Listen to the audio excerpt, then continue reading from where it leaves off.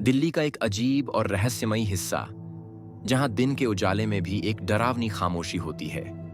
यह जगह, जो सेना के शिविरों और सैनिकों के रहने के लिए जानी जाती है, रात के वक्त कुछ और ही रूप धारण करती है। यहाँ की हर सड़क, हर मोड़ और हर घर अपने अंदर एक भूतिया कथा समेटे हुए है। कैंट के इस सुनसान इलाके में लोगों ने समय समय पर अजीब घटनाओं का अनुभव किया है। राजीव इस दिल्ली इलाके में एक नया टैक्सी ड्राइवर था। राजीव कुछ हफ्ते पहले अपने परिवार के साथ दिल्ली में था और परिवार के लिए काम कर रहा था। वह अक्सर रात की शिफ्ट में ड्राइव करता था, क्योंकि रात के काम के लिए अतिरिक्त बोनस मिलता था। उसका घर इस सड़क के पास के एक शहर में था। वह इस रास्ते से दिन में 2 बार आता जाता था, लेकिन वह इस इलाके में होने वाली अलौकिक गतिविधियों के बारे में भी जानता था, क्योंकि लोग इसके बारे में बातें करते थे। रात की शिफ्ट में इस सड़क पर ड्राइव करते समय वह कभी सहज और आत्मविश्वासी महसूस नहीं करता था।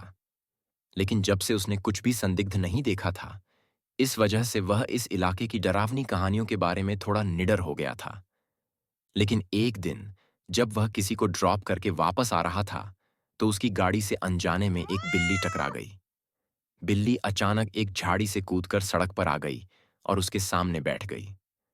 उसने ब्रेक लगाकर बिल्ली को बचाने की कोशिश की, लेकिन टकराने की आवाज से उसे लगा कि उसने बिल्ली को मार दिया है। वह जाकर चेक करने लगा, लेकिन वहां कुछ भी नहीं था। न गाड़ी पर एक खरोंच, न सड़क पर खून का एक बूंद। वह घबरा गया। उसने गाड़ी के नीचे भी झांका, लेकिन कुछ नहीं देखा। वह घबराहट में गाड़ी में वापस बैठा और घर की ओर चल पड़ा। यह रात एक नए अध्याय की शुरुआत थी, जो उसे कई घंटों तक जगाए रखने वाला था। अब वह दिन की शिफ्ट में था, क्योंकि उसकी रूटीन बदल गई थी।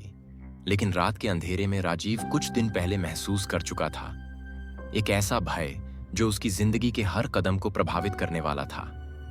दिल्ली कैंट की यह रहस्यमयी सड़कों की कहानी सिर्फ शुरुआत थी, और उस घटना को हुए 1 हफ्ता होने वाला था, लेकिन वह पूरी तरह से आगे नहीं बढ़ पाया था। फिर उसकी रूटीन फिर से बदल गई और उसे वापस रात की शिफ्ट में ले आई।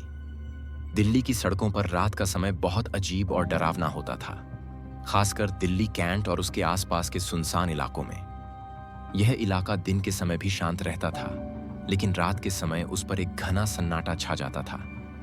हालांकि रात की ड्राइविंग के दौरान दिल्ली कैंट के रास्तों पर अजीब घटनाएं घटने लगीं, और वह जल्द ही समझ गए कि उन रास्तों पर कुछ और ही था जो उनकी समझ से बाहर था। एक रात जब राजीव दिल्ली कैंट की सुनसान सड़कों से गुजर रहा था, उसकी कार का मीटर अचानक बंद हो गया और लाइटें झपकने लगीं। राजीव ने गाड़ी रोकी और देखा कि सब कुछ सामान्य था। अचानक उसकी कार में कुछ अजीब सी खड़खड़ाहट हुई। गाड़ी की खिड़कियां झपकने लगीं और उसे यह आवाज बहुत करीब से महसूस हुई। यह कुछ और नहीं, बल्कि जैसे कोई गाड़ी के अंदर बैठकर खरोंच रहा हो। राजीव ने अपनी आंखें झपकते हुए देखा, लेकिन गाड़ी के अंदर कोई नहीं था। वह घबराया हुआ था, लेकिन उसने इसे नजरअंदाज किया और गाड़ी चलाने लगा। फिर उसने देखा कि गाड़ी के बोनट से एक काला धुआं निकलने लगा। यह धुआं धीरे धीरे पूरी कार में फैलने लगा। राजीव को अब समझ में आ गया कि यह कोई साधारण घटना नहीं थी। उसकी सांसें घूंटने लगीं और उसे अब यकीन हो गया कि यहां कुछ और हो रहा था। जैसे ही वह गाड़ी को रोकने लगा, एक जोर की आवाज आई, जैसे कार के नीचे से कोई चीख सुनाई दे रही हो। राजीव ने डर के मारे गाड़ी को तेजी से स्टार्ट किया और भाग खड़ा हुआ। लेकिन राजीव कैंट के एक खतरनाक और सुनसान रास्ते पर गाड़ी चला रहा था, क्योंकि सड़कों के दोनों ओर घने पेड़ थे, जो जैसे ही हवा के साथ झूमते एक डरावना सन्नाटा फैल जाता था। राजीव की डर के मारे धड़कन तेज हो चुकी थी, और वह जान चुका था कि वह किसी ऐसे संसार में फंस चुका है जिसे वह समझ नहीं पा रहा था। अचानक उसकी गाड़ी की लाइटें फिर से झपकने लगीं। पहले तो उसने इसे नजरअंदाज किया, लेकिन फिर से ऐसा ही होने लगा। गाड़ी की स्पीड कम होने लगी और उसका मीटर अजीब से खटके की आवाज देने लगा। इस बार राजीव ने गाड़ी रोकी और बोनट खोलने की कोशिश की। जैसे ही वह बोनट खोलने लगा, एक सर्द हवा की लहर ने उसे झकझोर दिया। अचानक उसे ऐसा महसूस हुआ जैसे कोई उसके पास खड़ा हो, लेकिन जब उसने मुड़कर देखा तो वहां कोई नहीं था। राजीव अब अपने दिन रात के चक्र में उलझ चुका था। टैक्सी ड्राइविंग का काम अब उसके लिए एक अभिशाप सा बन चुका था। वह कभी नहीं समझ पाया था कि रात को दिल्ली कैंट जैसी जगह से गुजरते हुए उसे यह अजीब अनुभव क्यों होने लगे थे। वह जानता था कि यहां कुछ न कुछ ऐसा था जो किसी सामान्य इंसान के समझ से बाहर था, लेकिन धीरे धीरे राजीव ने उन घटनाओं को नकारना शुरू कर दिया। शायद यह सिर्फ उसका मन था जो इन सबको बढ़ा चढ़ाकर सोचता था, लेकिन फिर एक रात जब उसने गाड़ी में एक और बदलाव महसूस किया तो वह पूरी तरह से हिल गया।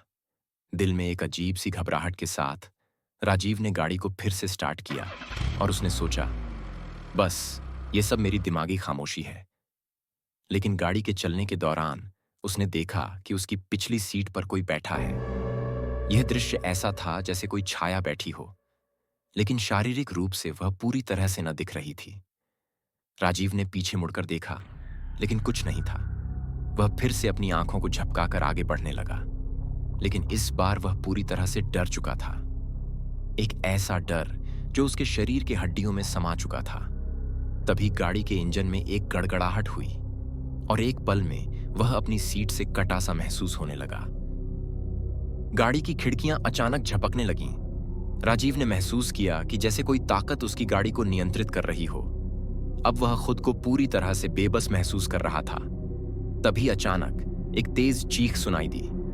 यह चीख इतनी तेज और डरावनी थी, वह डर के मारे रुक गया। उसकी सांसें उखड़ने लगीं और गाड़ी की लाइटें बुझने लगीं। वह घबराया हुआ था, लेकिन फिर भी उसने गाड़ी को स्टार्ट किया और पूरे जोर से गाड़ी को खींचने की कोशिश की। लेकिन यह क्या? गाड़ी आगे बढ़ने के बजाय पीछे की ओर खिसकने लगी। यह क्या हो रहा था? गाड़ी के नीचे से खिंचाव महसूस होने लगा। राजीव ने गाड़ी को जितनी बार भी चलाने की कोशिश की, गाड़ी उतनी बार पीछे खींची जाती रही। उसके दिल में अब डर का तूफान था। राजीव को अब यकीन हो गया था कि वह दिल्ली कैंट में कहीं न कहीं अजीब और खतरनाक आत्माओं के पास पहुंच चुका है। यह रास्ते सिर्फ रास्ते नहीं थे, बल्कि मौत और भय के रास्ते थे। उसे महसूस हुआ कि जिन राहों से वह गुजर रहा है, उनमें से हर एक राह उसकी अंतिम सवारी बन सकती थी। लेकिन राजीव ने तय किया कि वह इस खौफनाक यात्रा को खत्म करेगा। वह रात के अंधेरे में पूरी तरह से डर से घिर चुका था और वह जानता था कि उसे अब इस काम को छोड़ देना होगा। राजीव ने अपने टैक्सी ड्राइविंग को छोड़ने का फैसला किया। वह अगले दिन अपने परिवार के पास लौट आया और अपनी पत्नी को सारी घटनाओं के बारे में बताया। उसकी पत्नी की आंखों में चिंता थी, लेकिन वह जानती थी कि राजीव अब यह काम नहीं कर सकता था।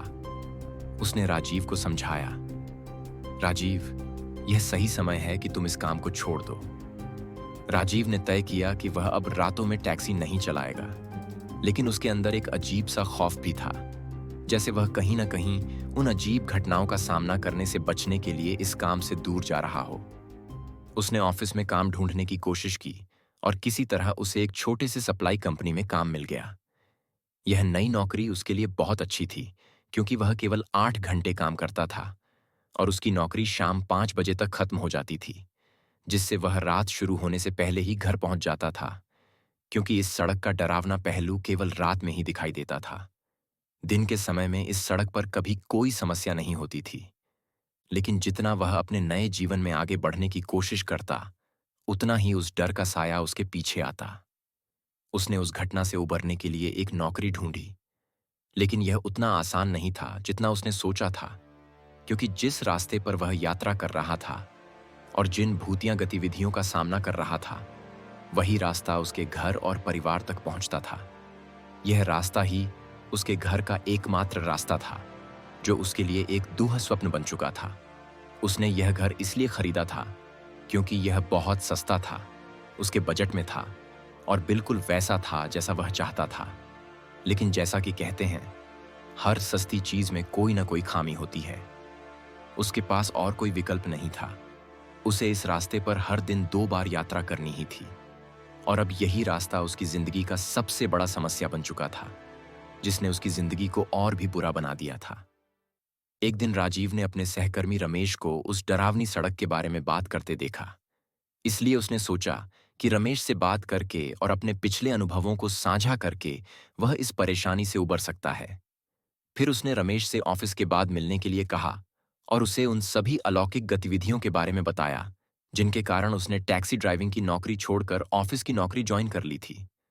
उसने रमेश को बताया कि अभी भी उसे अपने घर पहुंचने के लिए रोजाना उसी सड़क से गुजरना पड़ता है। उसने राजीव से कहा, तुम जिस रास्ते पर जा रहे हो वह सही नहीं है। ये घटनाएं सिर्फ भूत प्रेत की नहीं हैं, यह किसी बहुत बड़ी आत्मा या शाप का परिणाम हो सकती हैं। तुम अब उस रास्ते को छोड़ दो, वरना बहुत देर हो जाएगी। राजीव ने रमेश की बातों को गंभीरता से लिया। रमेश ने उसे सलाह दी कि वह इस घर को छोड़कर कहीं और चला जाए। वह जानता था कि अब केवल अपनी सुरक्षा और शांति का ख्याल रखना था। राजीव का दिल डूबने लगा। उसे पता था कि अब वह इन घटनाओं से भाग नहीं सकता था। उसकी आत्मा अंदर ही अंदर कमजोर पड़ रही थी। उस रात के बाद से राजीव ने महसूस किया कि वह जिस जीवन को जी रहा था वह अब किसी और दुनिया का हिस्सा बन चुका था। उसे लगता था कि जो कुछ भी वह देख रहा था वह बस एक बुरा सपना नहीं, बल्कि सच था। जब उसने अपने जीवन की दिशा बदलने का सोचा तो उसने अपनी गाड़ी में बैठने के बाद एक फैसला लिया। अब मुझे ड्राइविंग छोड़नी होगी। इस जगह से भाग जाना होगा ताकि मैं इस खौफ से मुक्त हो सकूं। अगली सुबह राजीव ने अपनी गाड़ी बेच दी और अपनी नौकरी छोड़ दी। उसने अब उन रास्तों से अपने कदम हटा दिए थे।